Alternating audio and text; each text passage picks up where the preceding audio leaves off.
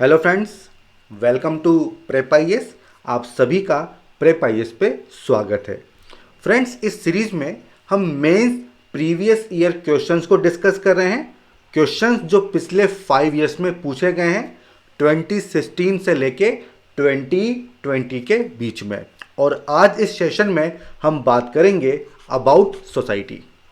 तो देखिए, इन क्वेश्चंस को स्टार्ट करने से पहले हम बात करेंगे कि सोसाइटी का वेटेज कितना होता है, क्या इसका सिलेबस है, कौन से चैप्टर्स इसमें इंपॉर्टेंट होते हैं और क्या क्या हमारे सोर्सेज होने चाहिए, क्या हमारी स्ट्रेटजी होनी चाहिए। ये सब सबसे पहले मैं आपके साथ शेयर करूंगा एंड उसके बाद हम लोग डिस्कस करेंगे ये जो प्रीवियस ईयर क्वेश्चंस हैं उनके बारे में। ठीक है, तो चलिए शुरुआत करते हैं हमारे आज के इस सेशन की। अब देखिए, अगर हम पिछले 5 सालों का स्टेटस देखें तो सोसाइटी से काफ़ी मार्क्स के क्वेश्चन पूछे जा रहे हैं। 2016 में 62.5 जो कि 90 तक पहुंचा है 2018 में एंड 2019 में, एंड 2020 में 75 मार्क्स के क्वेश्चन इस टॉपिक से पूछे गए। तो मीन्स ये चीज़ तो क्लियर हो गई कि सोसाइटी का वेटेज काफ़ी ज़्यादा है। देखिए, 250 मार्क्स का पेपर होता है एंड उसमें से 75 या फिर 90 मार्क्स केवल और केवल सोसाइटी से ही पूछे जा रहे हैं। और ये बात इसलिए और इंटरेस्टिंग हो जाती है क्योंकि इसका सिलेबस काफ़ी कम है। केवल इतने ही टॉपिक्स हैं जो आपको प्रिपेयर करने होंगे।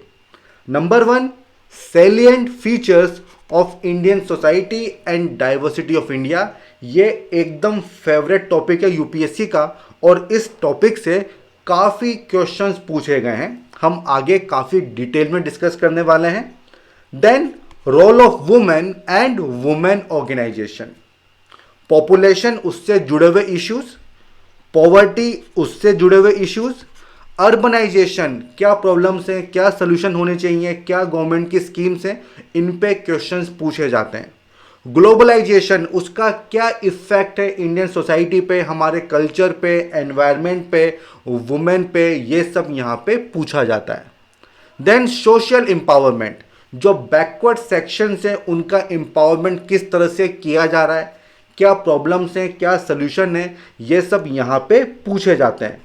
Then, communalism, regionalism and secularism, बहुत ही इंपॉर्टेंट टॉपिक है एंड हर साल कोई ना कोई क्वेश्चन इन टॉपिक्स में से आपको देखने को मिलेगा ही मिलेगा।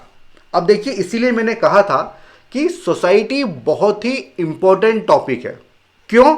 क्योंकि सिलेबस काफ़ी कम है एंड अगर आप इसका वेटेज देखेंगे तो सिलेबस के हिसाब से वेटेज काफ़ी ज़्यादा है। इसलिए अगर आपको GS1 में, GS1 जनरल स्टडीज़ पेपर 1 में अगर आपको अच्छे मार्क्स लाने हैं तो आप सोसाइटी को इग्नोर नहीं कर सकते।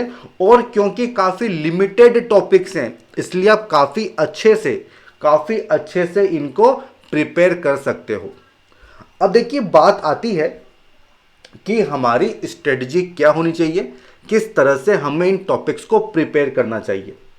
देखिए, क्योंकि टॉपिक्स काफ़ी कम है एंड वेटेज काफ़ी ज़्यादा है तो हमें काफ़ी एडवांटेज मिलेगा। किस तरह से आप इनको काफ़ी अच्छे से प्रिपेयर कर सकते हो। देखिए, सबसे पहले ना, ये जितने भी टॉपिक हैं इन सब की डेफिनेशन आपको पता होनी चाहिए। फॉर एग्जाम्पल, रीजनलिज्म क्या होता है, सेक्युलरिज्म क्या होता है, कम्युनलिज्म क्या होता है, डाइवर्सिटी का क्या मतलब है, पॉवर्टी की डेफिनेशन क्या होती है, अर्बनाइजेशन की डेफिनेशन क्या होती है, ग्लोबलाइजेशन की डेफिनेशन क्या होती है, ये आपको याद रखनी होगी। और ये डेफिनेशन क्यों जरूरी है? क्योंकि ये जो डेफिनेशन है यही आपका इंट्रोडक्शन बन जाएगा। ठीक है, तो एकदम स्टैंडर्ड फॉर्मेट है। क्वेश्चन देखिए, क्या कीवर्ड है वहां पे, उसको डिफाइन कर दीजिए। तो काफ़ी लोगों का इश्यू होता है कि उनको इंट्रोडक्शन करना ही नहीं आता, तो वो समस्या यहाँ पे सॉल्व हो जाएगी। इसके बाद आपको क्या करना है, देखिए, इस तरह से आपको नोट्स बनाने हैं। ठीक है, ये जो स्ट्रेटजी है इस तरह से आपको अपने नोट्स बनाने हैं। देन आपको एग्जाम्पल्स, आपको डेटा कलेक्ट करना होगा। फॉर एग्जाम्पल, कम्युनलिज्म, कुछ एग्जाम्पल होने चाहिए जो राइट्स वगैरह हुए हैं, जो दंगे वगैरह हुए हैं। रीजनलिज्म, जो इश्यूज है वो पता होने चाहिए आपको, आपके पास एग्जाम्पल्स होने चाहिए। सेक्युलरिज्म, कुछ अच्छे अच्छे एग्जाम्पल होने चाहिए जहाँ पे आप इंडिया में दिखा सकें कि कहाँ कहाँ पे सेक्युलर कैरेक्टर आपको देखने को मिलता है, जैसे कि इंडियन आर्मी हो गया। इस तरह के एग्जाम्पल्स आपके पास होने चाहिए। देन डेटा, भाई पॉवर्टी की डेफिनेशन आपको पता है, लेकिन इससे जुड़ा डेटा भी आपके पास होना चाहिए।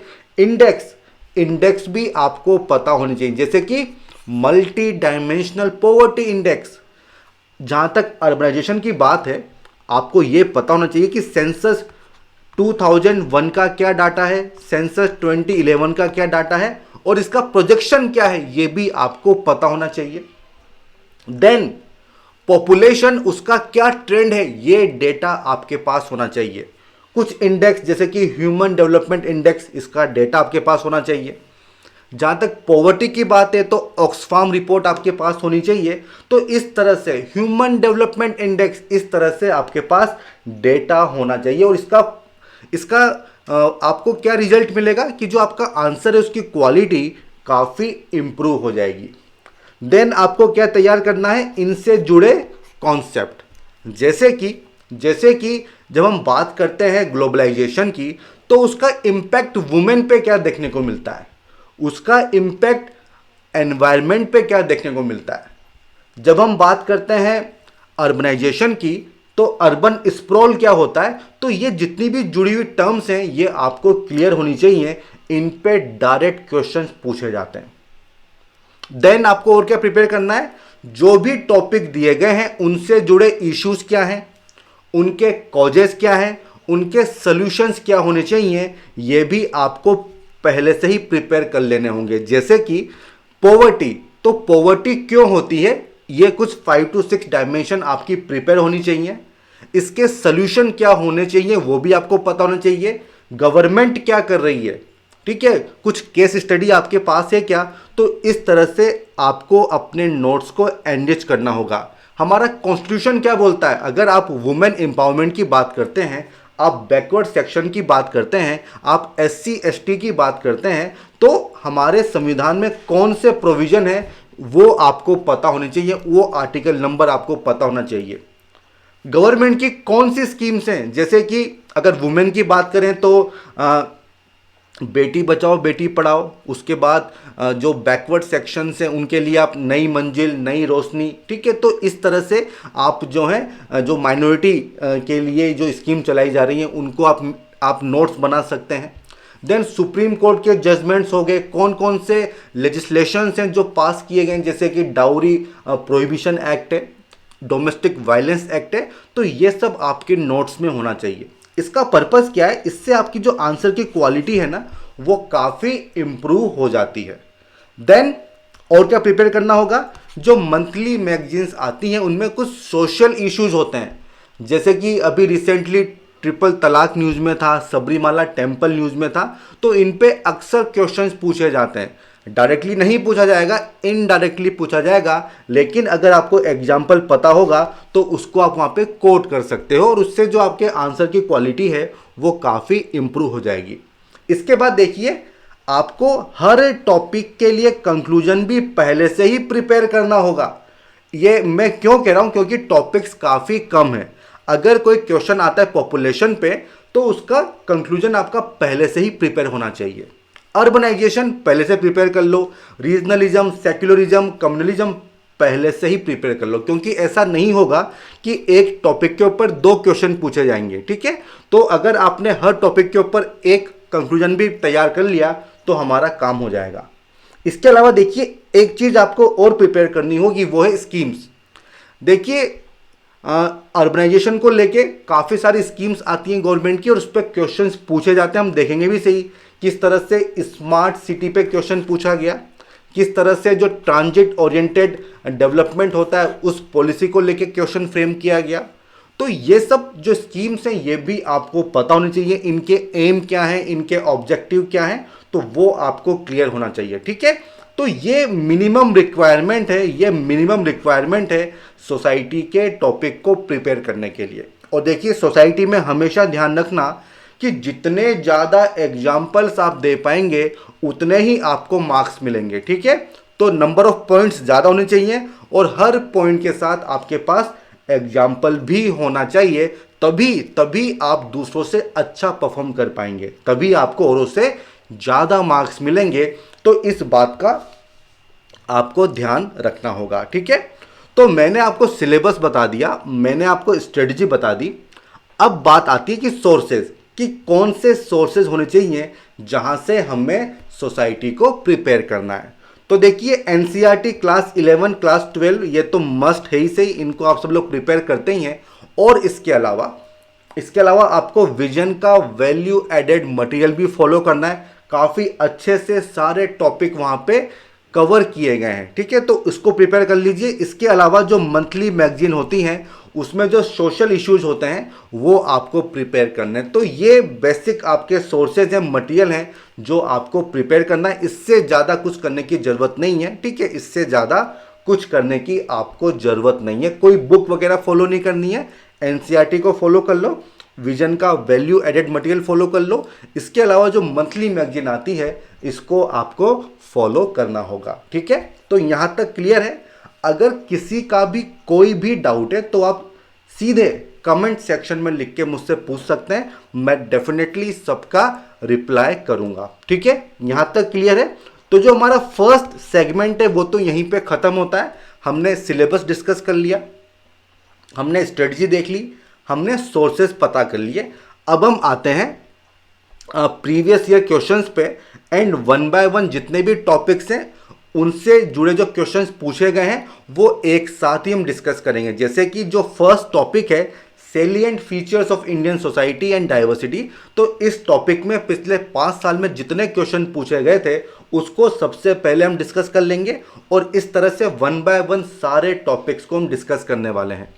ये जो सोसाइटी के प्रीवियस क्वेश्चन हैं ये हम 2 सेशन में कंप्लीट करेंगे।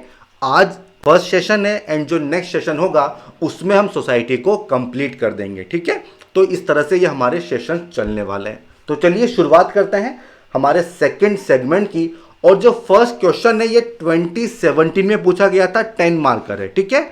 10 मार्कर है मतलब काफ़ी ब्रीफ में आपको चीज़ों को एक्सप्लेन करना है। देखिए क्वेश्चन क्या पूछा गया है, in the context of diversity of India, ठीक है, in the context of diversity of India can it be said that the regions form cultural units rather than the states, give reasons with examples for your viewpoint. तो देखिए काफ़ी अच्छा, काफ़ी interesting एक question है। आपको थोड़ा दिमाग लगाना होगा, आपको सोचना होगा। तो देखिए हम क्या करने वाले हैं, बेसिकली इस क्वेश्चन की डिमांड क्या है, इसका स्ट्रक्चर क्या होना चाहिए और ब्रीफ में कंटेंट, ये मैं आपके साथ यहाँ पे डिस्कस करने वाला हूँ, ठीक है। क्योंकि पूरा कंटेंट तो हम लोग डिस्कस नहीं कर सकते, वो आप अपने हिसाब से भी कर सकते हैं, बट इस क्वेश्चन की डिमांड क्या है, क्वेश्चन को किस तरह से समझना है, क्या उसका स्ट्रक्चर होना चाहिए, ये हम काफ़ी अच्छे से समझेंगे। चलिए शुरू करते हैं। तो देखिए क्वेश्चन बेसिकली डाइवर्सिटी को लेके है, ठीक है। In the context of diversity, क्या ऐसा कहा जा सकता है कि इंडिया में स्टेट की बजाय जो रीजन्स होते हैं वो कल्चरल यूनिट्स फॉर्म करते हैं, ये क्वेश्चन है। और जो भी आपका पॉइंट ऑफ व्यू है उसको आपको with the help of examples आपको समझाना है। तो देखिए बेसिकली यहाँ पे क्या कहा गया है कि स्टेट्स तो हैं ही सही, उसके अलावा जो रीजन्स होते हैं, अब ये रीजन्स कौन कौन से हैं ये आपको थोड़ा क्लिक करना चाहिए। जैसे कि नॉर्थ ईस्टर्न रीजन हो गया, जैसे कि एनसीआर हो गया, जैसे कि कोस्टल रीजन्स हो गए। तो इन रीजन्स की बात हो रही है, क्या ये रीजन्स कल्चरल यूनिट्स फॉर्म करते हैं क्या। अब देखिए कल्चरल यूनिट का मतलब क्या है, जिसका सेम कल्चर होगा उसी को एक यूनिट कहा जाएगा। तो क्या इंडिया में ऐसा देखने को मिलता है क्या, ये क्वेश्चन पूछा गया है। तो देखिए सबसे पहले आप इंट्रोड्यूस करेंगे और उसमें क्या लिखेंगे आप ये लिखेंगे कि डाइवर्सिटी क्या होती है, इंडिया में कौन कौन सी डाइवर्सिटी आपको देखने को मिलती है, किस तरह से इंडिया एक मल्टी डाइवर्स कंट्री है, इससे आप शुरुआत कर सकते हैं। आप बता दीजिए कि इंडिया में लैंग्वेज के बेसिस पे, रेस के बेसिस पे, रिलीजन के बेसिस पे काफ़ी कुछ डाइवर्स फीचर्स आपको देखने को मिलते हैं। तो ये हो जाएगा इंट्रोडक्शन। अब इसके बाद पूछा गया है कि क्या जो रीजन्स हैं वो कल्चरल यूनिट फॉर्म करते हैं क्या? क्या वो कल्चरल यूनिट फॉर्म करते हैं क्या? तो अब आपको एग्जाम्पल्स देने होंगे, जैसे कि मैंने आपको बताया एनसीआर, जो दिल्ली के आसपास वाला एरिया है, वहां पे आपको सेम कल्चर देखने को मिलेगा। जो कोस्टल एरियाज हैं वहां पे फूड हैबिट सेम मिलेंगी। क्या होती है? Rice plus fish. तो ये हुआ ना एक यूनिट। सिमिलरली जो नॉर्थ ईस्टर्न स्टेट्स हैं वो भी एक रीजन फॉर्म करते हैं और वहां पर भी आपको सिमिलर कल्चर देखने को मिलता है। तो इस तरह के पॉइंट्स आपको यहां पे रखने होंगे। आप पूर्वांचल की बात कर सकते हैं, वहां छठ पूजा का एग्जाम्पल दे सकते हो। जो एरिया ग्रीन रिवॉल्यूशन में थे, वेस्टर्न यूपी, हरियाणा, पंजाब, वहां पे सिमिलर कल्चर आपको देखने को मिलता है। ठीक है, तो ये तो वन डायमेंशन है, लेकिन इसका अपोजिट भी आपको सोचना होगा। क्या स्टेट्स में भी आपको देखने को मिलता है क्या? वो भी डायमेंशन आनी चाहिए। तो देखिए, आप गोवा का एग्जांपल ले सकते हो, उसका अपना एक कल्चर है जो कि औरों से अलग है। आप केरला की बात कर सकते हो, वहां पे एक डिस्टिंक्ट कल्चर देखने को मिलता है जो औरों से अलग है। ठीक है, तो इस तरह से दोनों ही डायमेंशन आपको बतानी होगी कि regions as cultural units and states as cultural units. ठीक है, तो ये दोनों आपको एक्सप्लेन करना होगा और उसके बाद आपको कंक्लूड कर देना होगा। अब देखिए किस तरह से आप कंक्लूड करेंगे। देखिए यहाँ पे बात क्या हो रही है कि जो कल्चर है क्या वो स्टेट की बाउंड्री से लिमिटेड होता है क्या, रेस्ट्रिक्ट होता है क्या? तो डेफिनेटली नहीं। हमने बता दिया कि जो रीजन्स हैं वो स्टेट की बाउंड्री पे डिपेंड नहीं करते हैं। तो इसी से आप कंक्लूड कर सकते हैं कि जहां तक कल्चर की बात है वो कॉन्करेंट नहीं है किससे, स्टेट की बाउंड्री से, और उसमें एक्सपेंशन भी आपको देखने को मिलता है। इस तरह से आप कंक्लूड कर सकते हैं और भी काफी तरीके से आप इसको कंक्लूड यहां पे कर सकते हैं। ठीक है, तो ये फर्स्ट क्वेश्चन हो गया। बड़े आगे समझ में आ गया? तो काफी आसान सा क्वेश्चन है। हमने क्या किया, हमने क्वेश्चन को डिफरेंट पार्ट्स में डिवाइड कर लिया। ठीक है, और जितनी भी डायमेंशन पूछी गई हैं विद एग्जाम्पल उनको हमने एक्सप्लेन कर दिया। इसलिए मैं बार बार कहता हूं कि सोसाइटी में एग्जाम्पल्स आपके पास होने ही चाहिए। जितने एग्जाम्पल होंगे उतना ही एनरिच आपका आंसर होगा, उतने ही ज्यादा मार्क्स आपको मिलेंगे। क्लियर हो गया? समझ में आ गया? किसी को कोई भी डाउट है तो आप कमेंट सेक्शन में लिख के मुझसे पूछ सकते हैं। ठीक है, बढ़े आगे। बाकी और भी काफी सारे पॉइंट है जो आप खुद से यहां पे लिख सकते हो। सारा कंटेंट तो मैं यहां पे डिस्कस नहीं कर सकता हूं, मैं केवल आपको डायरेक्शन दे सकता हूं। ठीक है, बढ़े आगे। चलिए, तो अब आता है क्वेश्चन नंबर 2। ये पूछा गया था 2017 में, और देखिए क्वेश्चन क्या है। The spirit of tolerance and love is not only an interesting feature of Indian society from very early times, but it is also playing an important part at the present। और देखिए ये 15 marker है, मतलब काफी सारी dimension holistic आपको coverage करना होगा जो डायमेंशन दी गई है। देखिए क्वेश्चन क्या है, दोबारा समझते हैं कि अगर हम इंडिया की बात करें, इंडियन सोसाइटी की बात करें, तो स्पिरिट ऑफ टॉलरेंस मतलब सभी लोगों के प्रति रिस्पेक्ट की भावना होगी। And love not only interesting feature of Indian society from very early times. ये जो स्पिरिट है ये हमें वेरी अर्ली टाइम्स से भी देखने को मिलती है और आज भी ये काफी इंपॉर्टेंट रोल प्ले करती है। ये क्वेश्चन, इसको आपको इलोबरेट करना है, मतलब इसको आपको एक्सप्लेन करना है। तो देखिए क्या डिफरेंट पार्ट्स हो जाएंगे। देखिए इसका जो वर्ड है, जो थीम है वो क्या है, spirit of tolerance and love. तो इसको आप मार्क कर लो। फिर क्या पूछा गया है कि अगर आप हिस्ट्री की बात करें तो वहां पे इंडियन सोसाइटी का इंटरेस्टिंग फीचर है, तो ये डायमेंशन आपको एक्सप्लेन करनी होगी, आपको हिस्ट्री की बात करनी होगी। एंड प्रेजेंट टाइम में भी ये एक बहुत ही इंपॉर्टेंट पार्ट है, तो ये एक दूसरी डायमेंशन हो जाएगी कि प्रेजेंट टाइम में किस तरह से ये अपना रोल प्ले कर रही है। तो देखो यहां पे आप क्या कर सकते हो, टॉलरेंस एंड लव इनको अलग अलग पैराग्राफ में लिख सकते हो, अलग अलग हेडिंग दे सकते हो। टॉलरेंस एंशिएंट टाइम में क्या था, हिस्टोरिकली क्या उसकी इंपॉर्टेंस थी, उसके बाद प्रेजेंट टाइम में क्या है वो बता दो। देन आप क्या कर सकते हो, स्पिरिट ऑफ लव ये हेडिंग डाल दो, अर्ली टाइम्स में क्या था वो बता दो, एंड प्रेजेंट टाइम्स में क्या है वो बता दो। ठीक है, उसके बाद आपको कंक्लूड करना होगा। और देखिए क्योंकि ये 15 मार्कर है तो आपको इलेबोरेट अच्छे से करना होगा। तो ये तो केवल पॉजिटिव पॉजिटिव चीज़ें हो गई, कुछ निगेटिव भी आनी चाहिए कि क्या टॉलरेंस लव हमेशा है, क्या कुछ इशू आपको देखने को मिलते हैं, जैसे कि कम्युनलिज्म हो गया वो देखने को मिलता है, कास्ट कॉन्फ्लिक्ट हो गए वो देखने को मिलते हैं, तो वो भी यहाँ पे आने चाहिए। ठीक है, तो जब आप ये हेडिंग कंप्लीट करेंगे उसके बाद जो निगेटिव पॉइंट है वो आप मेंशन कर दो और फिर उसके बाद आपको कुछ सोल्यूशन दे देने होंगे, आप कंक्लूड कर सकते हैं। ठीक है, तो ये इस क्वेश्चन की डिमांड है। अब देखिए थोड़ा इस तरह से सोचिए, अगर हम इंडियन सोसाइटी को देखें जो हमने पढ़ा था कहाँ पे, एंशियंट इंडिया में, कि हमारी सोसाइटी का नेचर काफ़ी अच्छा रहा है, काफ़ी यूनिक रहा है। किस तरह से? जो फॉरेनर्स थे उनका इंटीग्रेशन काफ़ी आसानी से हो गया, शाकाज हो गए, हुनाज हो गए, सब असिमिलेट हो गए। और ये क्यों था? क्योंकि जो हमारी सोसाइटी थी उसका एक बहुत ही यूनिक फीचर था टॉलरेंस। आप अशोका की बात कर सकते हैं, रिलीजियस टॉलरेंस, वो एग्जाम्पल दे सकते हो। आप स्वामी विवेकानंद जो उन्होंने स्पीच दी थी शिकागो में, उसका एग्जाम्पल दे सकते हो। तो वो सब हो जाएगा spirit of tolerance. Then love की बात कर सकते हो, किस तरह से? आप कालिदास को ले आओ, उनकी पोएट्री की बात कर सकते हो। आप भक्ति मूवमेंट, सूफी मूवमेंट, इनकी बात कर सकते हो, किस तरह से लव हमारी सोसाइटी का एक असेंशियल एलिमेंट रहा है। ठीक है, तो ये हो जाएगा early times. Then present time के क्या एग्जाम्पल्स हैं? जहां तक टॉलरेंस की बात है आप नेम की बात कर सकते हो, नॉन अलाइन मूवमेंट मतलब पीसफुल को एग्जिस्टेंस की बात कर सकते हो। इंडिया क्या बात करता है कि यूनिवर्सल डिसआर्मामेंट होना चाहिए न्यूक्लियर वेपन्स का, उसकी बात करता है। वो सब पॉइंट आप यहाँ पे मेंशन कर सकते हो। क्या इश्यूज देखने को मिलते हैं? कम्युनलिज्म हो गया, कास्ट कॉन्फ्लिक्ट हो गया, ये आज भी देखने को मिलते हैं। ठीक है, ये भी पॉइंट आप मेंशन कर दो। और किस तरह से कंक्लूड करोगे कि ये जो कॉन्फ्लिक्ट है इनका सोल्यूशन क्या है? यही spirit of tolerance and love. तो इससे आप इसको कंक्लूड भी कर सकते हो। ठीक है, तो ये क्वेश्चन नंबर 2 हमने यहाँ पे डिस्कस कर लिया है। अब हम आते हैं अगले क्वेश्चन की तरफ। क्वेश्चन नंबर 3 ये 10 मार्कर है जो कि 2019 में पूछा गया था।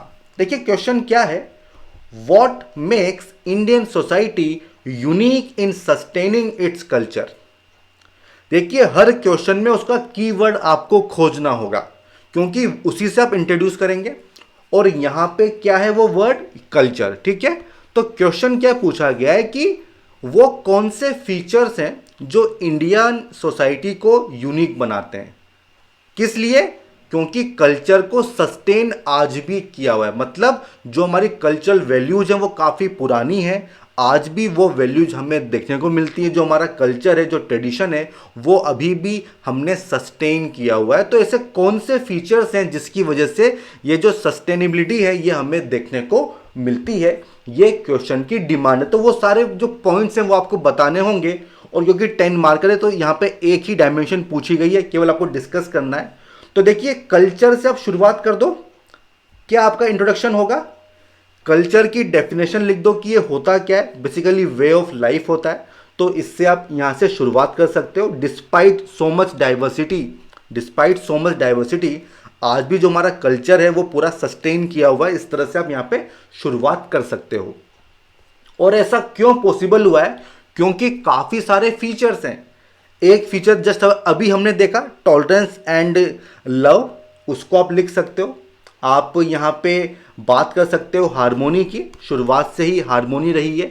वो काफ़ी सारे एग्जाम्पल जो आप एंशियंट इंडिया में पढ़ते हैं, अशोका का एग्जाम्पल दे सकते हो। ठीक है, वो सब एग्जाम्पल्स आप यहाँ पे मेंशन कर सकते हो। और क्या फीचर्स हैं? यूनिटी इन डाइवर्सिटी बहुत ही इंपॉर्टेंट फीचर है, आप लिखिए उसको। देन और क्या फीचर है? जो हमारा कास्ट सिस्टम है, जो हायरार्की है, उसको आप यहाँ पे मेंशन कर सकते हो। और इसकी वजह से क्या हुआ, जो आउटसाइडर्स थे वो अकोमोडेट हो गए, किसी तरह का इशू नहीं आया। ठीक है, ये एक बहुत ही अच्छा पॉइंट है। देन आप देखिए जो हमारे फेयर्स होते हैं, जो फेस्टिवल्स होते हैं, जैसे कि मॉनसून बेस्ड जो एग्रीकल्चर फेस्टिवल्स हैं वो कॉमन ही होते हैं एक तरह से। तो इस तरह से आप यहाँ पे डिफरेंट पॉइंट्स लिख सकते हो। ठीक है, यूनिटी इन डाइवर्सिटी हो गया, मॉनसून हो गया, फेस्टिवल्स हो गए, कास्ट की बात कर सकते हो, हायरार्की की बात कर सकते हो। ठीक है, तो ये सारे पॉइंट यहाँ पे आने चाहिए। क्लियर हो गया? अब बात आती है कि किस तरह से आप कंक्लूड करेंगे। तो देखिए कल्चर के बारे में ये क्वेश्चन पूछा गया है, ठीक है। और आप यहाँ पे हमारी फिलोसॉफी के बारे में लिख सकते हैं कि क्या इंडिया की फिलोसॉफी रही है, जैसे कि वसुदेव कुटुंबकम के बारे में लिख सकते हो। आप यहाँ पे सर्वधर्म समभाव की बात कर सकते हो कि ये हमारी पॉलिसी रही है और इसी वजह से जो हमारा कल्चर है वो अभी तक सस्टेन हो रहा है, ठीक है। तो इस तरह से आप यहाँ पे कंक्लूड कर सकते हो। क्लियर हो गया? बढ़े आगे, चलिए। अब आता है क्वेश्चन नंबर 4 एंड देखिए ये जो टॉपिक है features of Indian society diversity, तो काफ़ी क्वेश्चंस इस टॉपिक से पूछे गए हैं। आप देख लीजिए क्वेश्चन नंबर 4 हम डिस्कस कर रहे हैं, ठीक है। और ये पिछले 5 साल में जो क्वेश्चन पूछे गए हैं ये हम उनको यहाँ पे डिस्कस कर रहे हैं, ठीक है। अब देखिए क्या क्वेश्चन है, do we have cultural pockets of small India all over the nation, elaborate with examples. देखिए इसी तरह का एक क्वेश्चन पूछा गया था रीजन्स को लेके, थोड़ा सा इसको मॉडिफाई कर दिया है और cultural pockets of small India इसके बारे में क्वेश्चन पूछा है।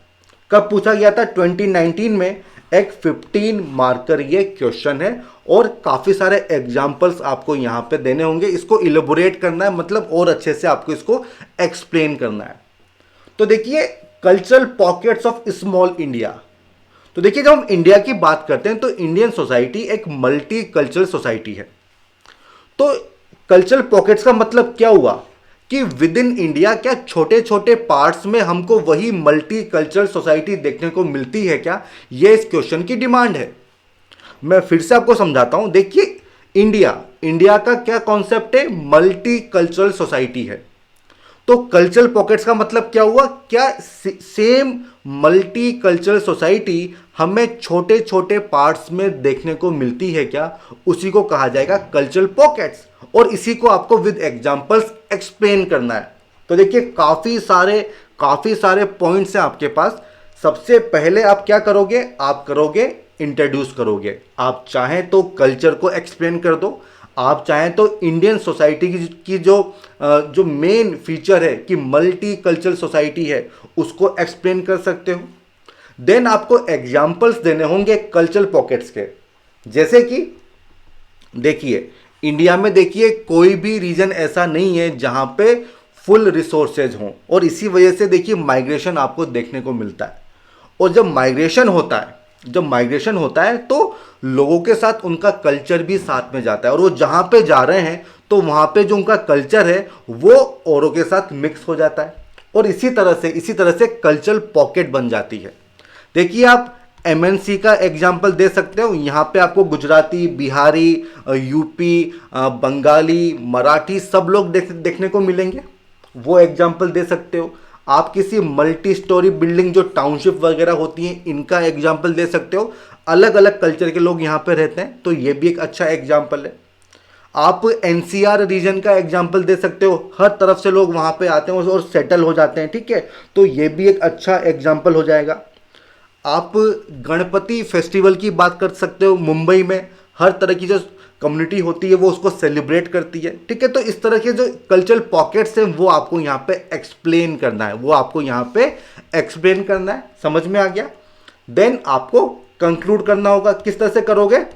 देखिए ये जो कल्चरल पॉकेट्स हैं ये हमारी स्ट्रेंथ हैं, जो हमारी यूनिटी इन डाइवर्सिटी है इसको और स्ट्रेंथन करते हैं। इस तरह से आप यहाँ पे कंक्लूड कर सकते हैं, ठीक है। तो बेसिकली आपको कुछ सोल्यूशन देना है, आपको इंपॉर्टेंस बता देनी है और यही होता है कंक्लूजन, ठीक है। बहुत ही आसान सा है कंक्लूजन और इसीलिए मैं कहता हूँ कि पहले से प्रिपेयर कर लो, ठीक है, क्योंकि क्वेश्चंस लिमिटेड होते हैं और आप अगर तीन चार भी तैयार कर लोगे तो हमारा काम हो जाएगा, ठीक है।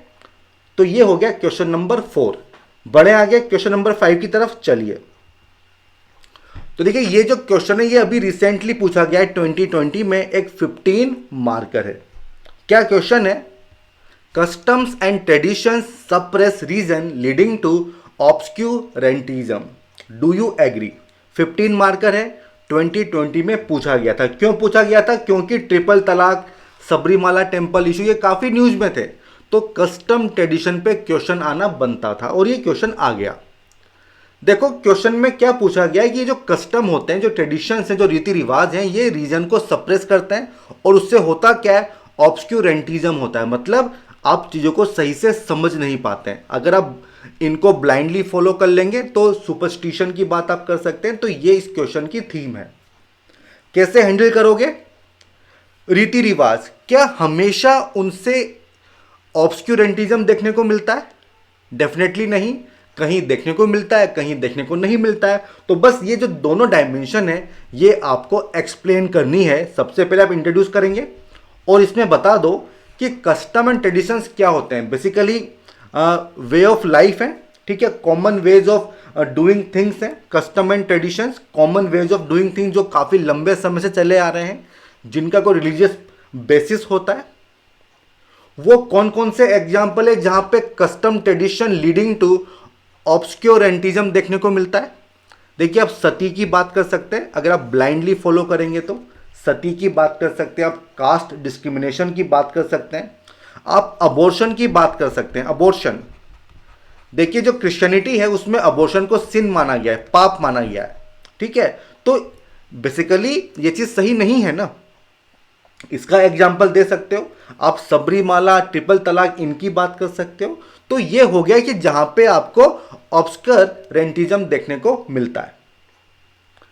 अगला क्या है कि क्या हमेशा ऐसा होता है? डेफिनेटली नहीं होता है। जो कस्टम्स एंड ट्रेडिशन है ये काफ़ी अच्छे अच्छे भी होते हैं, सबको हम नमस्ते बोलते हैं। जो हमारी मैरिज होती है तो 7 फेरे होते हैं, उसमें 7 शर्तें होती हैं, ठीक है, हम प्रॉमिस करते हैं, जो कि एक फाउंडेशन होती है हमारी मैरिड लाइफ का। जो हमारे फेस्टिवल्स हैं वो बेसिकली काफ़ी अच्छे होते हैं। वो किस चीज़ को प्रमोट करते हैं? पार्टिसिपेशन को, इससे हार्मोनी बढ़ती है। तो ये हो जाएंगे पॉजिटिव एग्जाम्पल्स, ठीक है। अब देखो, इसके अलावा ना आपको यहाँ पे रिफॉर्म्स की भी बात करनी होगी कि किस तरह से रिफॉर्म्स किए जा रहे हैं, किस तरह से ये जो ट्रेडिशन है इनको चैलेंज किया जा रहा है। तो यहाँ पे मूवीज़ का रोल काफ़ी इंपॉर्टेंट हो जाता है। जैसे कि पिंक मूवी है, उसमें वुमेन की बात कही गई है।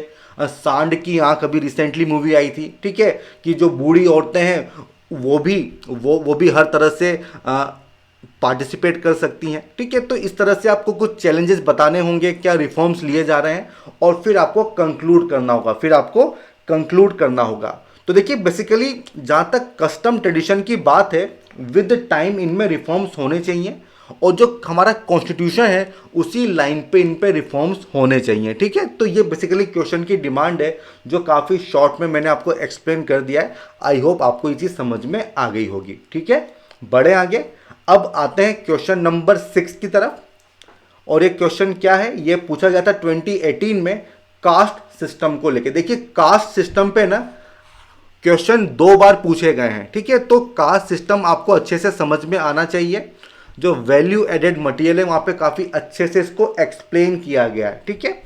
2018 का ये क्वेश्चन है। क्या क्वेश्चन है कि caste system is assuming new identities and associational forms, hence caste system cannot be eradicated in India. आपको कमेंट करना है। देखिए, ये बात तो सही है कि इसको इरेडिकेट करना काफ़ी मुश्किल है, क्योंकि ये जो हमारा सोशल फैब्रिक है उसमें काफ़ी डीपर इसका पेनिट्रेशन हो चुका है, ठीक है। तो इसको इरेडिकेट करना तो काफ़ी मुश्किल है, बट थोड़ा आपको उसको एक्सप्लेन करना होगा। अब देखो, इसका कीवर्ड क्या है? Caste system. तो इसकी डेफिनेशन से आप शुरुआत कर सकते हैं, वो आपका इंट्रोडक्शन हो जाएगा कि कास्ट सिस्टम क्या होता है। बेसिकली एक हेरिडेटरी सोशल ग्रुप है जो इसके मेंबर्स की सोशल मोबिलिटी को रेस्ट्रिक्ट करता है। तो वो आप यहाँ पे लिख सकते हैं। क्या कहा गया है? Is assuming new identities and associational forms. देखिए, अक्सर ऐसा कहा जा रहा है कि जैसे टाइम आगे बढ़ता जा रहा है, ग्लोबलाइजेशन हो रहा है, तो कास्ट सिस्टम डाइल्यूट हो रहा है। बट ये कंप्लीट ट्रुथ नहीं है। आज भी कास्ट सिस्टम हमें देखने को मिलता है। हालांकि जो अर्बन एरियाज हैं वहाँ पे थोड़ा कम हो रहा है, बट जो विलेजेस हैं वहाँ पे आज भी हमें देखने को मिलता है। और जहाँ पर भी है वहाँ पे नई जो आइडेंटिटीज़ हैं वो इसने अज्यूम कर ली हैं। तो वो जो आइडेंटिटीज हैं, वो जो फॉर्म्स हैं, वो आपको यहाँ पे एक्सप्लेन करनी है। और यही इस क्वेश्चन की डिमांड है। सबसे पहले आप इंट्रोड्यूस करेंगे, मैंने बता दिया कि क्या होना चाहिए। देन न्यू आइडेंटिटीज क्या है? तो देखो, आप यहाँ पे पॉलिटिक्स की बात कर सकते हो। कास्ट के बेसिस पे पार्टीज बन रही हैं, बहुजन समाज पार्टी, ठीक है, समाजवादी पार्टी। और जो कास्ट है उसको वोट बैंक की तरह माना जाता है। तो जो कास्ट आइडेंटिटी है वो आपको बनाए रखनी होती हैं। देन कास्ट के बेसिस पे टिकट्स भी दिए जा रहे हैं, ठीक है। तो नई आइडेंटिटी यहाँ पे ली जा रही है। देन आप इकोनॉमी की बात कर सकते हो, जो इकोनॉमिकल फैक्टर्स होते हैं, जैसे कि रिजर्वेशन की आप बात कर सकते हो। अब जो कास्ट के लोग हैं वो रिजर्वेशन की डिमांड कर रहे हैं, मतलब जो उनकी कास्ट आइडेंटिटी है वो बहुत ही क्रूशल रोल प्ले कर रही है। डोमिनेंट कास्ट जैसे पाटीदार हो गए, जाट हो गए, ये सब क्या कर रहे हैं, ये सब रिजर्वेशन की डिमांड कर रहे हैं। और क्या आप लिख सकते हो, आप इंटरकास्ट मैरिज की बात कर सकते हो कि आज भी इसका लेवल काफ़ी कम है। आप न्यूज़पेपर उठा के देख लीजिए, आज भी शादी सेम कास्ट में की जाती है। तो वो सारे जो फैक्टर्स हैं, वो जो सारे पॉइंट्स हैं, वो आपको यहाँ पे लिखने होंगे। Political dimension, economical dimension and जो सोशल डायमेंशन है वो आपको यहाँ पे मेंशन करनी होगी। अब देखिए इसके बाद आपको यहाँ पे कंक्लूड करना होगा। तो देखिए आप लिख सकते हैं कि it is very difficult to eradicate caste system in India. क्यों? क्योंकि इसका जो पेनिट्रेशन है वो हमारे सोसाइटी में, जो हमारा सोशल फैब्रिक है उसमें काफ़ी ज़्यादा हो चुका है, ठीक है। तो इस तरह से आप यहाँ पे कंक्लूड कर सकते हैं, ठीक है। तो क्वेश्चन की डिमांड समझ गए, काफ़ी आसान सा क्वेश्चन है अगर आप सही से इसको समझ पाए कि नई आइडेंटिटी कौन सी है, नए फॉर्म्स कौन से। बेसिकली आपको रिजर्वेशन की बात करनी है, आपको पॉलिटिक्स की बात करनी है और आपको सोसाइटी की बात यहाँ पे करनी होगी, ठीक है। बढ़े आगे, चलिए अब आता है क्वेश्चन नंबर 7। इसको देख लेते हैं कि क्वेश्चन नंबर 7 में क्या है। ये क्वेश्चन भी कास्ट के ऊपर ही पूछा गया है और 2020 में ही पूछा गया है। Has caste lost its relevance in understanding the multicultural Indian society? Elaborate your answer with illustration. Again देखिए सेम क्वेश्चन ही है बट अलग वर्डिंग्स में आपसे पूछा गया है। क्वेश्चन क्या है कि क्या कास्ट ने अपनी रिलेवेंस खो दी है इन understanding the multicultural Indian society? देखिए जो कास्ट है वो हमारी सोसाइटी का एक असेंशियल एलिमेंट है। क्या उसने अपनी रिलेवेंस खो दी है? क्या ऐसा क्यों पूछा जा रहा है? क्योंकि ऐसा कहते हैं कि विद टाइम इसमें काफ़ी डाइल्यूशन देखने को मिल रहा है, बट ये कंप्लीट ट्रुथ नहीं है। आज भी इसके एलिमेंट एग्जिस्ट करते हैं और इसीलिए देखिए आप कहेंगे कि कास्ट ने अपनी रिलेवेंस नहीं खोई है, बल्कि आज भी हमें देखने को मिलती है। और किन किन फॉर्म्स में आपको देखने को मिलती है वो आपको बताना होगा। और सेम जो आंसर पहले था वही सारे पॉइंट्स यहाँ पे भी आएंगे, ठीक है। तो देखिए इसीलिए ये जो प्रीवियस क्वेश्चंस होते हैं ये बहुत इंपॉर्टेंट होते हैं। क्वेश्चंस डायरेक्टली इनडायरेक्टली रिपीट होते हैं, बस आपको अच्छे से उनको समझना है। तो देखिए इसको किस तरह से अटेम्प्ट करोगे। जहां तक बात है इंट्रोडक्शन की, तो कास्ट सिस्टम को एक्सप्लेन कर दो, ठीक है। कास्ट सिस्टम को आपको एक्सप्लेन करना होगा। देन फिर आपको हेडिंग डालनी होगी कि why caste has not lost its relevance. तो देखिए आप यहां पे पॉलिटिक्स की बात कर सकते हैं, आप रिजर्वेशन की बात कर सकते हैं, आप इंटरकास्ट मैरिज की बात कर सकते हैं, आप संस्कृताइजेशन की बात कर सकते हैं। क्या मतलब होता है कि जो लोअर कास्ट हैं वो अपर कास्ट के मतलब वे ऑफ लाइफ है उसको कॉपी पेस्ट करने लग जाती हैं। जैसे कि जो नॉन वेज खाते हैं अब वो वेज खाने लग जाएंगे, उनका जो बिहेवियर पैटर्न है उसको कॉपी करने लग जाएंगी। इसको बोलते हैं संस्कृताइजेशन। मीन्स आज भी लोगों में कास्ट को लेके एक तरह की अवेयरनेस आपको देखने को मिलती है, ठीक है। तो ये जो सारे पॉइंट्स हैं ये आपको देखने को, आपको यहाँ पे मेंशन करने होंगे। आप यहाँ पे खाप पंचायत की बात कर सकते हैं जो कि कास्ट के बेसिस पे ही होती है, ठीक है। एंड उसके बाद देखिए आप एंड में लिख सकते हैं कि जहां तक अर्बन एरिया की बात है तो डेफिनेटली वहां पे due to urbanization, due to modern means of transportation, ठीक है, वहां पे आपको कास्ट सिस्टम थोड़ा डाइल्यूट होता हुआ दिखाई देता है। बट ऐसा बिल्कुल भी नहीं है कि कास्ट सिस्टम ने अपनी रिलेवेंस जो है इंडिया में खो दी है, ठीक है। इस तरह से आप यहाँ पे कंक्लूड भी कर सकते हैं, ठीक है। समझ में आ गया? तो ये इस क्वेश्चन की डिमांड है और सिमिलर क्वेश्चन पहले भी पूछा गया था, केवल वर्डिंग्स जो हैं वो यहाँ पे चेंज कर दी हैं। आप यहाँ पे कंक्लूजन में आर्टिकल 14 की भी बात कर सकते हो कि उसको लेटर एंड स्पिरिट में हमको फॉलो करना चाहिए, ठीक है। तो जो कॉन्स्टिट्यूशनल डायमेंशन एक लॉन्ग टर्म सोल्यूशन भी आप यहाँ पे दे रहे हो, ठीक है। क्लियर हो जाएगा? बढ़े आगे, चलिए अब आता है क्वेश्चन नंबर 8। और यहाँ पे देखिए जो फर्स्ट जो हमारा टॉपिक था salient features of Indian society diversity, वो खत्म हो गया है। और देखिए 7 क्वेश्चन पिछले 5 सालों में इस टॉपिक से पूछे गए हैं। तो आप समझ सकते हैं ये टॉपिक कितना इंपॉर्टेंट है। हर साल एक से ज़्यादा क्वेश्चन इस टॉपिक से आ रहे हैं, तो इसको आपको काफ़ी अच्छे से करना चाहिए। ठीक है, अब आते हैं सेकंड टॉपिक की तरफ, वो है role of women and women organization. और इस टॉपिक से पिछले 5 साल में जो है 2 क्वेश्चन पूछे गए, तो 1 बाय 1 दोनों को देख लेते हैं। ठीक है, क्वेश्चन नंबर 8 देख लेते हैं। ये 2018 में पूछा गया था कि जो वुमेन मूवमेंट इन इंडिया है has not address the issues of women of lower social strata, substantiate your view. तो देखिए जो स्टेटमेंट है आपको उसको सपोर्ट में कुछ आपको पॉइंट्स वगैरह यहाँ पे लिखने हैं। 15 मार्कर हैं एंड 2018 में क्वेश्चन पूछा गया था। तो देखिए क्वेश्चन स्ट्रेट फॉरवर्ड है कि इंडिया में जो वुमेन मूवमेंट हमें देखने को मिलते हैं, उन्होंने जो लोअर स्टेटा पे जो वुमेन है उनके इश्यूज को एड्रेस नहीं किया है। ये क्वेश्चन की डिमांड है, तो इसको आपको एक्सप्लेन करना होगा। तो देखिए सबसे पहले आप क्या करोगे, आप इंट्रोड्यूस करोगे, उसके बाद लिखा हुआ है कि women of lower social strata, उनकी प्रॉब्लम्स, उनके इश्यूज क्या है, तो ये बता दो कि उनके इश्यूज क्या है, क्वेश्चन में पूछा गया है, और क्यों एड्रेसल नहीं हुआ है ये आपको बताना होगा। ठीक है, तो ये दोनों ही पॉइंट क्वेश्चन में दिए हुए हैं कि जो इश्यूज है उनका एड्रेसल नहीं हुआ है, तो पहले बता दो कि इश्यूज क्या हैं और क्यों उनका एड्रेसल नहीं हुआ है, और फिर कुछ सोल्यूशन दे दो, और सबसे एंड में आपको कंक्लूड करना होगा। ठीक है, क्योंकि 15 मार्कर इसलिए देखिए वे फॉरवर्ड बहुत इंपॉर्टेंट हो जाता है। अगर 10 मार्कर होता तो शायद हम नहीं लिखते, हम वे फॉरवर्ड को कंक्लूजन में ही मर्ज कर देते। ठीक है, वे फॉरवर्ड को हम कंक्लूजन में ही मर्ज कर देते। समझ में आ गया। अब देखिए इसका कंटेंट क्या होगा, इंट्रोडक्शन। तो देखिए वुमेन मूवमेंट पे क्वेश्चन तो इसी से शुरुआत कर दो कि जो 1980s के बाद जो हमें मूवमेंट देखने को मिले हैं, बेसिकली कौन से टॉपिक पे उनका फोकस रहा है। जैसे कि डाउरी हो गया, ठीक है, आप जो सोशो इकोनॉमिक इश्यूज हैं जैसे कि इक्वल रेम्यूनरेशन मिलना चाहिए, ठीक है, जो वर्क है उसका रिकॉग्निशन मिलना चाहिए। ठीक है, तो इन तरह के टॉपिक्स पे ज़्यादा फोकस रहा है। और ये जो टॉपिक्स हैं ये किसके टॉपिक्स हैं, ये इश्यूज किसके हैं, जो अपर स्टेटा की जो वुमेन है ये उनके टॉपिक्स हैं। ये इश्यूज लोअर स्टेटा के नहीं हैं, तो उनके इश्यूज क्या हैं ये बता दो। देखिए उनको किससे मतलब है, पैट्रियार्चल माइंडसेट, उनको पेमेंट सही से नहीं मिलती है, हेल्थ फैसिलिटीज़ काफ़ी कम है, एमएमआर काफ़ी ज़्यादा होता है, ट्रैफिकिंग वगैरह होती है, रिजिड कास्ट सिस्टम है। ये उनके इश्यूज हैं जिन पे ज़्यादा बात नहीं होती है, जिन पे ज़्यादा बात नहीं होती है। चाइल्ड मैरिज है, मैरिज के बाद चॉइस उनके पास नहीं होती है, डिसीजंस फोर्स किए जाते हैं। ठीक है, तो ये सारे वो मुद्दे हैं जो लोअर सोशल स्टेटा की जो वुमेन होती हैं वो फेस करती हैं।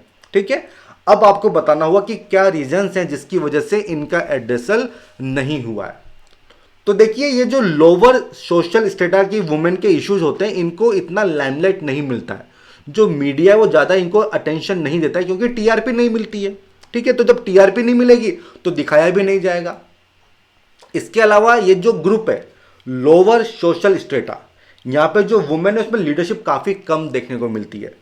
जहाँ तक पंचायत की बात है तो वहाँ पर भी सरपंच पति देखने को मिलते हैं, तो वुमेन का रोल काफ़ी कम हो जाता है। ठीक है, एंड मैक्सिमम वुमेन जो है वो एग्रीकल्चर में काम करती हैं, तो वैसे ही अवेयरनेस काफ़ी कम हो जाती है। ठीक है, गाँव में जॉब अपॉर्चुनिटीज़ काफ़ी कम होती हैं। ठीक है, तो ये सारे पॉइंट्स जो है आपको यहाँ पे लिखने होंगे। कास्ट सिस्टम काफ़ी तगड़ा है जो विलेज हो गया वहाँ पे, तो इस वजह से ये जो इश्यूज हैं ये लाइमलाइट में नहीं आ पाते हैं। ठीक है, इवन जो लेजिस्लेशन है, डाउरी प्रोहिबिशन वगैरह हो गया, डोमेस्टिक वायलेंस वगैरह हो गया, तो विलेज में या जो रिमोट लोकेशन होती है वहाँ पे इनका इम्प्लीमेंटेशन इतना सही से भी नहीं हो पाता है। ठीक है, समझ में आ गया। अब देखिए वे फॉरवर्ड में क्या लिखोगे, वे फॉरवर्ड में देखिए जो सुप्रीम कोर्ट है उसकी बात कर सकते हो। देखिए ट्रिपल तलाक हुआ, सबरीमाला टेम्पल वगैरह हुआ, तो इनके एग्जाम्पल्स आप दे सकते हो। आप यहाँ पे लिख सकते हो कि जैसे पॉलिटिशियन है उनको अपीजमेंट पॉलिटिक्स बंद करनी चाहिए। जैसे कि देखिए शाहबानो केस आया था तो अपीजमेंट यूज़ किया गया था, तो वो नहीं करना चाहिए। ये सारी बातें आप यहाँ पे लिख सकते हो। जो लॉज बनाए गए हैं उनका इफेक्टिव इम्प्लीमेंटेशन होना चाहिए, ये बात आप यहाँ पे कर सकते हो। ठीक है, तो इस तरह से ये जो क्वेश्चन है इसकी डिमांड आप यहाँ पे फुलफिल कर सकते हो। समझ में आ गया। अब बढ़े आगे क्वेश्चन पे। अब डिस्कस करते हैं क्वेश्चन नंबर 9 को। ठीक है, बहुत ही अच्छा क्वेश्चन है, 2019 में पूछा गया था। What are the continued challenges for women in India against time and space? तो देखिए 15 मार्कर है। ठीक है, तो वुमेन इन इंडिया क्या चैलेंजेस हैं अगेंस्ट टाइम एंड स्पेस। तो दो डायमेंशन तो आपको मिल ही गई ना, कि अगेंस्ट टाइम किस तरह से चैलेंजेस हैं और अगेंस्ट स्पेस किस तरह से चैलेंजेस हैं, और यही इस क्वेश्चन की डिमांड है जो आपको फुलफिल करनी होगी। सबसे पहले आप इंट्रोड्यूस कर दो, उसके बाद बता दो कि अगेंस्ट टाइम क्या चैलेंजेस हैं, अगेंस्ट स्पेस कौन से कॉन्टिन्यूड चैलेंजेस हैं, क्या सॉल्यूशन होने चाहिए, एंड सबसे एंड में आपको कंक्लूड करना होगा। ठीक है, तो देखो जहां तक इंट्रोडक्शन की बात है तो आप यहां पे कुछ डेटा दे सकते हो, जैसे कि percentage of women in parliament काफ़ी कम है, अभी 14%। ठीक है, जबकि बाकी कंट्री में काफ़ी ज़्यादा है। तो आप बता सकते हैं कि विद टाइम शुरू से ही डिस्क्रिमिनेशन होता आया है अगेंस्ट वुमेन। इस तरह से आप शुरुआत कर सकते हैं। देन अगेंस्ट टाइम क्या चैलेंजेस हैं, तो देखिए यहाँ पे आप पीरियड को डिवाइड कर सकते हैं। आप यहाँ पे एंशियंट इंडिया की बात कर लो, तो वहाँ पे जैसे कि शुरुआत में तो इक्वल ट्रीटमेंट था लेकिन बाद में नहीं होने लगा। आप सभा समिति की बात कर सकते हैं, आप मिडिवल की बात कर सकते हैं, किस तरह से पर्दा प्रथा चलने लगी। ठीक है, पॉलीगैमी चलने लगा, उसकी बात कर सकते हैं। देन जो प्री इंडिपेंडेंस पोस्ट इंडिपेंडेंस की बात कर सकते हो, चाइल्ड मैरिज हो गया, डाउरी हो गया, डोमेस्टिक वायलेंस हो गया, इनकी बात कर सकते हैं। तो ये हो जाएगा against time. Then against space आप एरिया की बात कर सकते हैं, आप अर्बन वर्सेज रूरल की बात कर सकते हैं, आप नॉर्दर्न इंडिया साउदर्न इंडिया की बात कर सकते हैं, आप ट्राइबल एरियाज की बात कर सकते हैं, क्योंकि वहाँ पे क्या है, ट्राइबल एरिया में वहाँ पे वुमेन को ज़्यादा रिस्पेक्ट दी जाती है। सिमिलरली जो साउदर्न स्टेट्स है वहाँ पे स्टेटस हाई है, जो नॉर्दर्न है वहाँ पे कम है, जो अर्बन एरिया है वहाँ पे स्टेटस थोड़ा इंप्रूवमेंट हो रहा है, जो रूरल एरियाज है वहाँ पे स्थिति खराब है। तो ये सारे पॉइंट आपको यहाँ पे मेंशन करने होंगे। ठीक है, तो काफ़ी अच्छा क्वेश्चन है, और अगर इसकी डिमांड को आपने समझ लिया तो फिर लिखने में कुछ नहीं है। ठीक है, देन आपको फिर वे फॉरवर्ड कुछ सोल्यूशंस भी देने होंगे कि भाई क्या सोल्यूशन होना चाहिए। तो बेसिकली आप अफर्मेटिव एक्शन की बात कर सकते हैं, आप रिजर्वेशन की बात कर सकते हैं, वुमेन एम्पावरमेंट की आप बात कर सकते हैं। ठीक है, तो इस तरह से कुछ सोल्यूशन आप यहाँ पे दे सकते हैं। ठीक है, आप मल्टी डायमेंशनल एम्पावरमेंट की बात कर सकते हैं, तो इस तरह से आप कंक्लूड भी कर लोगे। ठीक है, तो क्वेश्चन नंबर 9 हो गया। अब बढ़े आगे, चलिए अब आते हैं क्वेश्चन नंबर 10 पे। और अब जो हमारा टॉपिक है वो क्या है, पॉपुलेशन एंड एसोसिएटेड इश्यूज। ठीक है, पॉपुलेशन एंड उससे जुड़े हुए मुद्दे क्या हैं, इस पे क्वेश्चन नंबर 10 है। और एक क्वेश्चन क्या है कि empowering women is the key to control the population growth. तो देखिए काफी सिंपल सा क्वेश्चन है, 10 मार्कर है। ठीक है, तो अगर आपने वैल्यू एडेड मटेरियल सही से पढ़ा होगा, एनसीईआरटी सही से पढ़ी होगी, तो आप आराम से इसका जवाब दे दोगे। क्या कहा गया है कि पॉपुलेशन ग्रोथ को अगर कंट्रोल करना है तो उसका सबसे सही सोल्यूशन क्या है, एम्पावरमेंट ऑफ वुमेन। ठीक है, तो बेसिकली पॉपुलेशन ग्रोथ उसका कुछ ट्रेंड आप बता दो इंट्रोडक्शन में कि क्या ट्रेंड देखने को मिल रहा है, या फिर आप ये भी बता दो कि एम्पावरमेंट ऑफ वुमेन से आपका क्या मतलब है। तो किसी भी तरह से आप यहाँ पे इंट्रोड्यूस कर सकते हैं। उसके बाद आपको बताना होगा कि पॉपुलेशन ग्रोथ के इश्यूज क्या हैं, काफी शॉर्ट में। आप चाहें तो एक डायग्राम बना दो कि इश्यूज, और 2-3 इश्यू बता दो कि भाई ये मेन इश्यूज हमें देखने को मिलते हैं, और किस तरह से वुमेन का एम्पावरमेंट उनको सॉल्व कर सकता है, ये आपकी अगली डायमेंशन होगी। देखिए अगर वुमेन के पास एजुकेशन होगी तो उनको पता होगा कि कितने बच्चे पैदा करने हैं। ठीक है, उनको ये भी पता होगा कि जो उनके बच्चे हैं वो किस तरह से हेल्दी रहें। और अगर वुमेन एजुकेटेड हैं तो पूरी फैमिली एजुकेटेड हो जाएगी। मानते हो इस बात को? अगर वुमेन एजुकेटेड है, उसके पास जॉब भी है, वो फाइनेंशियली डिपेंडेंट नहीं है, तो नंबर ऑफ चिल्ड्रन कम हो जाएंगे ना। क्योंकि जो पुअर फैमिली होती है उसमें क्या होता है कि अगर गरीबी है इसीलिए ज़्यादा बच्चे पैदा होते हैं।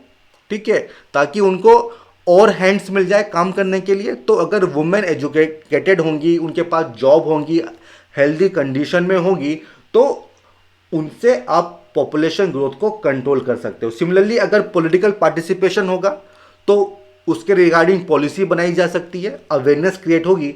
तो ये जो सारे पॉइंट हैं ये आपको यहाँ पे लिखने होंगे।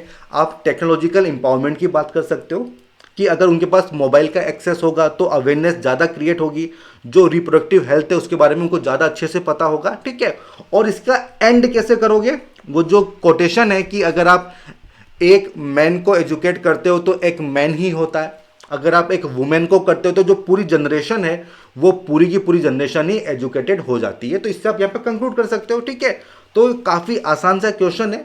आई होप आप समझ गए होंगे कि सोसाइटी में क्वेश्चन स्ट्रेट फॉरवर्ड ही आ रहे हैं, ठीक है। अगर आपके पास कंटेंट है, अगर आपने सही से सोर्सेस पढ़े हैं तो आप आराम से उसको डील कर लोगे, ठीक है। बढ़े आगे, चलिए अब आता है क्वेश्चन नंबर 11। तो देखिए जो पॉपुलेशन वाला जो टॉपिक है उससे केवल एक ही क्वेश्चन पूछा गया है, ठीक है। इस तरह से आपको आइडिया भी लग जाएगा कि कौन सा टॉपिक कितना इंपॉर्टेंट है। अब आता है question number 11, an essential condition to eradicate poverty.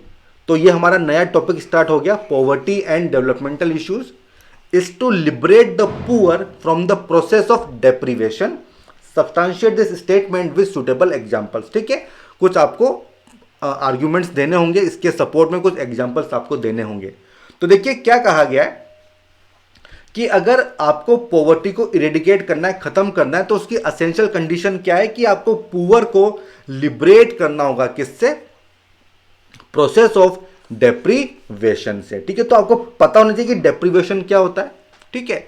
तो क्वेश्चन की डिमांड क्या है, बेसिकली पॉवर्टी के बारे में क्वेश्चन है। तो पॉवर्टी से आप शुरुआत कर दो कि पॉवर्टी क्या होती है, ठीक है। बेसिकली जब आप बेसिक नीड्स ही फुलफिल नहीं कर पाते हो तो वो जो कंडीशन होती है, वो जो सिचुएशन होती है, वो होती है पॉवर्टी। और अगर आपको पॉवर्टी को इरेडिकेट करना है तो आपको पुअर को डेप्रीवेशन के प्रोसेस से दूर करना होगा। तो बात आती है कि डेप्रीवेशन क्या होता है। तो देखिए पुअर आदमी पुअर क्यों है, क्योंकि उसके पास हेल्थ नहीं है, उसके पास एजुकेशन नहीं है, उसके पास स्किल नहीं है, उसके पास जॉब नहीं है। और यही तो डेप्रीवेशन है।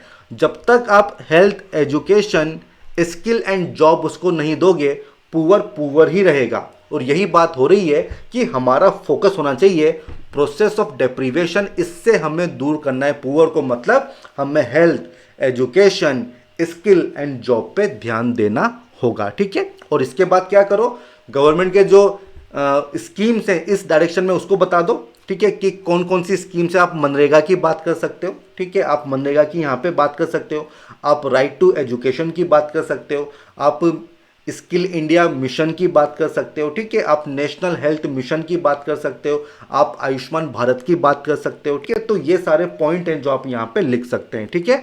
समझ में आ गया। तो ये एग्जाम्पल्स आपको देने होंगे। और किस तरह से आप कंक्लूड करोगे, बेसिकली गवर्नमेंट का फोकस जो है वो ह्यूमन कैपिटल पे होना चाहिए, ह्यूमन इंफ्रास्ट्रक्चर पे होना चाहिए। इस तरह से आप यहाँ पे एंड भी कर सकते हो। क्लियर है, समझ में आ गया। तो ज़्यादा मुश्किल ये क्वेश्चन नहीं है, बस इसको समझना थोड़ा टफ था। अगर समझ लोगे तो आंसर को अटेम्प्ट करना इतना मुश्किल नहीं है, ठीक है। बढ़े आगे क्वेश्चन नंबर 12 पे। और ये क्वेश्चन भी पूछा गया पॉवर्टी को लेके कि despite implementation of various programs for eradication of poverty by the government, poverty is still existing. ऐसा क्यों है, एक्सप्लेन करो और आपको कारण बताने होंगे। कब पूछा गया है, 2018 में ये क्वेश्चन पूछा गया है। देखिए एक बार फिर से पढ़ते हैं, despite implementation of various programs. तो ये प्रोग्राम्स आपको पता होने चाहिए, ये आपको मेंशन करने होंगे कि पॉवर्टी को इरेडिकेट करने के लिए कौन कौन से प्रोग्राम चलाए गए। अभी हमने देख लिए, मनरेगा हो गया, स्किल इंडिया मिशन हो गया, ठीक है, राइट टू एजुकेशन हो गया, आयुष्मान भारत, इन सब की आप बात कर सकते हो, ठीक है। बट ये 2018 में था तो उस समय जो स्कीम्स थी वो आपको बतानी होंगी, ठीक है। पॉवर्टी इज स्टिल एग्जिस्टिंग, उसके बावजूद भी पॉवर्टी आज भी देखने को मिलती है। तो देखिए इसीलिए डेटा बहुत इंपॉर्टेंट है। तो पॉवर्टी इज स्टिल एग्जिस्टिंग, ये डेटा आपको यहाँ पे देना होगा, आपको डेटा यहाँ पे बताना होगा, ठीक है। तो इससे आप शुरुआत कर दो कि पॉवर्टी क्या होती है और उसका कोई डेटा वगैरह आपको यहाँ पे देना होगा। आप चाहें तो मल्टी डायमेंशनल पॉवर्टी इंडेक्स की बात यहाँ पे कर सकते हैं, ठीक है। उसके बाद आपको गवर्नमेंट प्रोग्राम्स बताने होंगे, जो मैंने आपको ऑलरेडी बता दिया। अब इसके बावजूद भी पॉवर्टी क्यों है, तो देखिए पॉवर्टी को आप एक सिंगल डायमेंशनल इशू नहीं मान सकते हैं, ये एक मल्टी डायमेंशनल इशू है। हेल्थ, एजुकेशन, स्किल, जॉब सब इसमें शामिल हैं। तो जब तक डिफरेंट मिनिस्ट्रीज में डिफरेंट स्कीम्स में कन्वर्जेंस नहीं होगा तब तक आपको कुछ हासिल नहीं होने वाला है। और यही समस्या है कि हमारे यहाँ जो डिफरेंट मिनिस्ट्रीज हैं वो साइलोज में काम करती हैं, उनके बीच में इंटीग्रेशन, कोऑर्डिनेशन, कन्वर्जेंस नहीं देखने को मिलता है। इसके अलावा देखिए, जो पॉलिसी बनती है, जो स्कीम बनती है वो टॉप डाउन बनती है, मतलब ऊपर से नीचे, जबकि रिक्वायरमेंट क्या है, बॉटम अप। तो बॉटम अप अप्रोच होनी चाहिए, जो लोगों की नीड्स हैं उसके हिसाब से पॉलिसी बननी चाहिए। हमारे यहाँ ठीक उल्टा होता है। इसके अलावा देखिए, करप्शन है, लीकेज है, जो सही से पैसा पहुंच नहीं पाता है, ठीक है, जो ऑफिसर्स हैं वो पैसा खा जाते हैं, वो पॉइंट आप लिख सकते हैं। देन क्लाइमेट चेंज हो रहा है, जॉबलेस ग्रोथ वगैरह हो रही है, ठीक है, इन्फ्लेशन है, ये सारे पॉइंट भी आप यहाँ पे मेंशन कर सकते हैं। इसके अलावा आइडेंटिफिकेशन ऑफ पुअर, ये भी चीज़ काफ़ी हमारे सही से फॉलो नहीं होती है, काफ़ी लोग छूट जाते हैं। तो ये सारे पॉइंट आपको यहाँ पे लिखने होंगे, ठीक है। देन आता है वे फॉरवर्ड एंड कंक्लूजन, ठीक है, क्या सोल्यूशन आप दोगे। आप यहाँ पे बॉटम अप अप्रोच की बात कर सकते हैं, आप कुछ इनोवेशन की बात कर सकते हैं, आप यूनिवर्सल बेसिक इनकम की बात कर सकते हैं, आप टेक्नोलॉजिकल इंटरवेंशन की बात कर सकते हैं, ठीक है, आधार की बात कर सकते हैं, ठीक है। तो इस तरह से आप इस पूरे क्वेश्चन को डील कर सकते हैं। समझ में आ गया, क्लियर है, बढ़े आगे। चलिए अब आते हैं हम क्वेश्चन नंबर 13 पे। और ये क्वेश्चन 2020 में पूछा गया था कि कोविड-19 pandemic accelerated class inequalities and poverty in India, ठीक है, class inequalities and poverty in India को एक्सेलरेट किया गया है, ठीक है, किसकी वजह से, कोविड-19 पेंडेमिक की वजह से। 10 मार्कर आपको कमेंट करना है, ठीक है। तो देखिए इसको कैसे डील करोगे, सबसे पहले आप इंट्रोड्यूस करोगे, फिर आपको इम्पैक्ट बताना होगा और सबसे एंड में आपको कंक्लूड करना होगा। स्ट्रेट फॉरवर्ड क्वेश्चन है। तो देखिए कोविड-19 ये जो महामारी थी, ठीक है, इसने क्या किया है, क्लास इनइक्वलिटीज को और एक्सेलरेट कर दिया, इंडिया में पॉवर्टी को और एक्सेलरेट कर दिया। तो कुछ आपको यहाँ पे आर्गुमेंट्स देने होंगे, कुछ रिपोर्ट्स बतानी होगी। तो क्या रिपोर्ट है, तो देखिए आप यहाँ पे ऑक्सफार्म की रिपोर्ट लिख सकते हो। ऑक्सफार्म की रिपोर्ट 2019 की, जो इंडिया में टॉप 1% है, इनके पास 52% ऑफ नेशनल वेल्थ है, इसकी आप बात कर सकते हैं, ठीक है। तो जो 99% लोगों के पास कितनी हो जाएगी, 48% हो जाएगी। इसके अलावा एक और रिपोर्ट आई थी ऑक्सफार्म की, क्या नाम था उसका, इनइक्वलिटी वायरस रिपोर्ट। क्या नाम है, इनइक्वलिटी वायरस रिपोर्ट, जिसमें ये स्टेटमेंट दिया गया था कि कोविड-19 की वजह से जो क्लास इनइक्वलिटीज हैं, पॉवर्टी है, वो एक्सेलरेट हो गई हैं। अब इसको आपको जस्टिफाई करना होगा। देखिए लॉकडाउन लगा, पूरी इकोनॉमी ठप पड़ गई, माइग्रेशन देखने को मिला, अनएम्प्लॉयमेंट बढ़ गया, हंगर बढ़ गया, डिस्ट्रेस माइग्रेशन बढ़ गया। तो इस वजह से जो पुअर था वो और पुअर होता चला गया। जिनके पास वाइट कॉलर जॉब थी उन्होंने तो वर्क फ्रॉम होम कर लिया, उनके पास टेक्नोलॉजी थी, बट जो वर्कर्स थे उनके पास ऐसा कुछ था नहीं, तो उनकी नौकरी छिन गई। और इंडिया में मैक्सिमम इनफॉर्मल सेक्टर ही हमें देखने को मिलता है।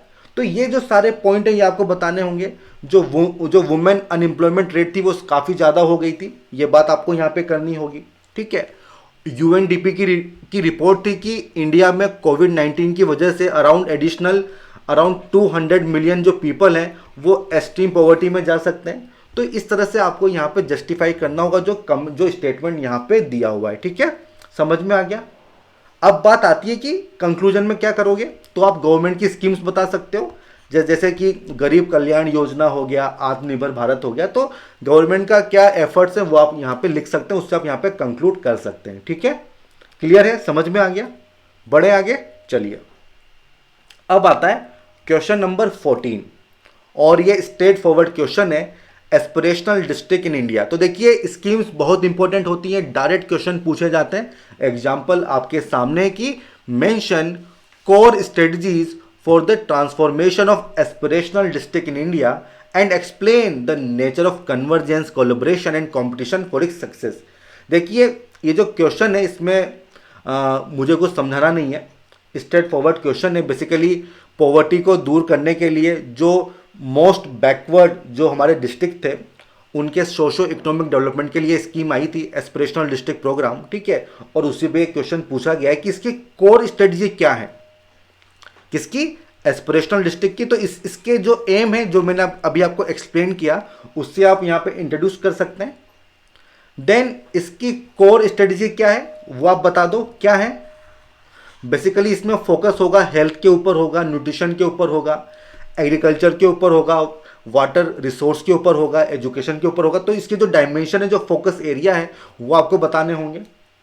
और क्या स्ट्रेटजी है कि हर डिस्ट्रिक्ट की जो स्ट्रेंथ है उस पर ये लोग काम करेंगे। जो लो हैंगिंग फ्रूट्स होंगे उनको पहले ये लोग टेकअप करेंगे।